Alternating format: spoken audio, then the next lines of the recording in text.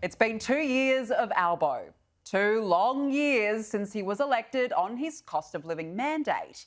He stood there in May 2022, brimming with victory, and made this promise. Now, I will lead a government worthy of the people of Australia. A government as courageous and hardworking and caring as the Australian people are themselves. Together, we begin the work of building a better future for all Australians. A better future for all Australians. That hope and that optimism.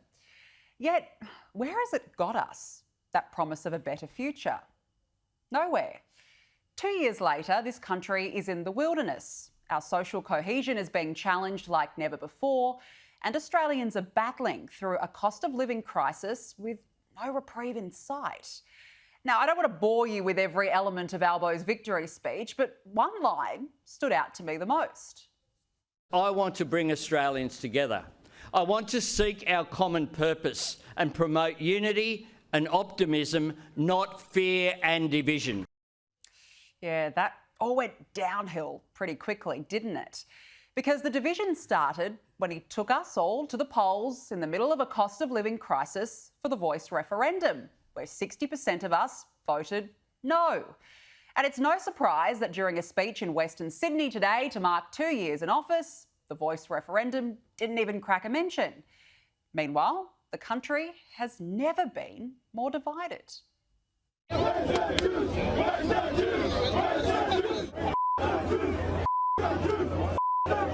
Oh, Muslim, there is a Jew behind me. Come and kill him. It's a night of pride!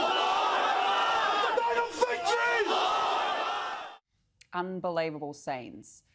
Now, what I've realised over the last 2 years is how much the Prime Minister loves to have a plan.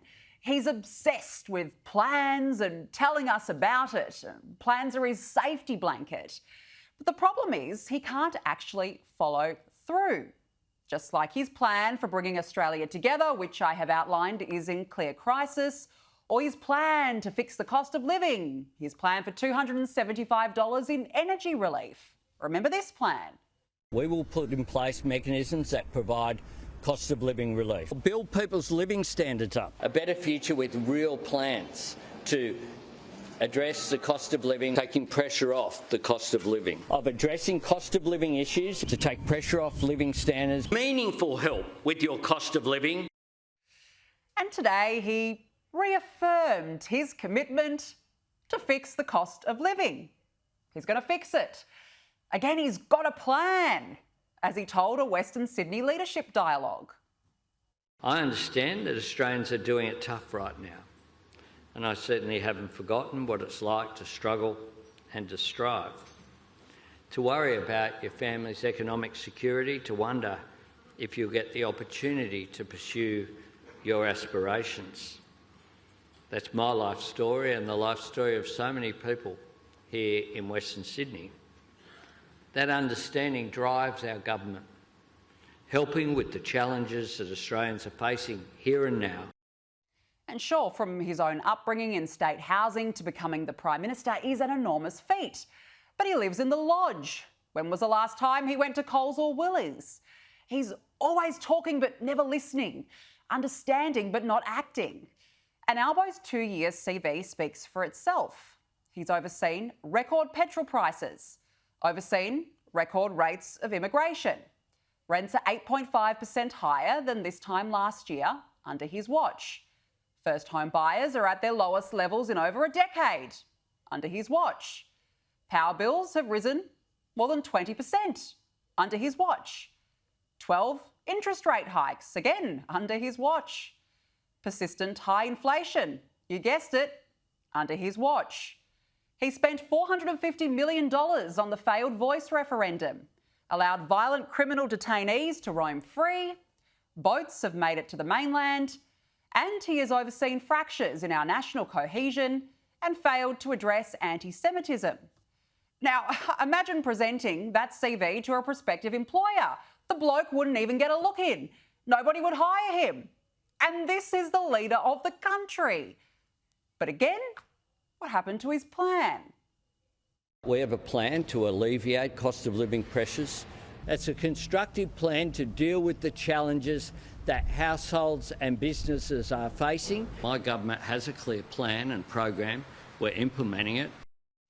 And look, I hate to say it, but here he was today with a plan. So just as our government's plan for cost of living is about helping every Australian under pressure, our plan for a future made in Australia is about bringing new jobs and opportunities to every part of Australia. So while he is busy making plans, households remain under pressure.